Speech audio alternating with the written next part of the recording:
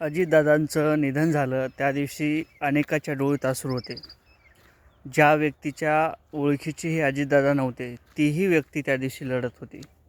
परंतु मंत्रालय आणि आमदार खासदार यांच्या माध्यमातून चुकीच्या पद्धतीने त्या फाईलवरती सह्या सुरू होत्या आणि एक नाही दोन नाही तर तब्बल 75 एवढ्या फायली त्या ठिकाणी पास करण्याचं काम या अधिकाऱ्यांच्या माध्यमातून झालं होतं.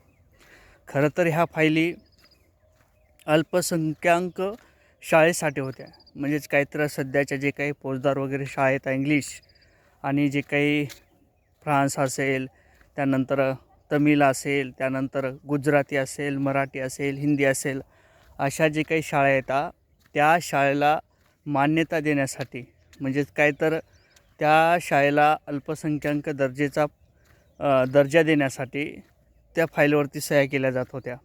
खरं तर 3 दिवसाचा या देशात दुखोटा साजरा केला जात होता. या महाराष्ट्रात दुखोटा साजरा केला जात होता. तरी देखील अशा पद्धतीच्या सह्या त्या ठिकाणी केल्या जात होत्या.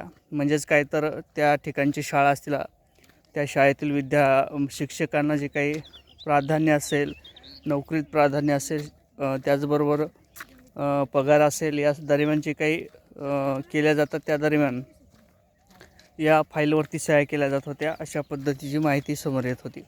आणि त्यानंतर मुख्यमंत्री फडणवीस यांनीसुद्धा त्या विषयावरती घणघात निंदा केली आणि या गोष्टीचा विरोध केला आणि जो काही त्या फाईलवरती सह्या झाल्या त्या फाईल रद्द करण्याचं काम हे परत एकदा मुख्यमंत्री फडणवीस यांच्या माध्यमातून झालं होतं. अशा पद्धतीने जर महाराष्ट्रात ह्या गोष्टी घडत असतील आणि निश्चितच जर महाराष्ट्रातील एक नेता या सर्वसामान्य लोकांनी गमावलेला असेल तर या गोष्टीचं आपल्याला कुठेतरी दुःख आहे का? जे काही अजितदादासोबत घडलं त्या गोष्टीचं आपल्याला दुःख होतं का? अनेक प्रश्न सध्या विचारले जात आहेत.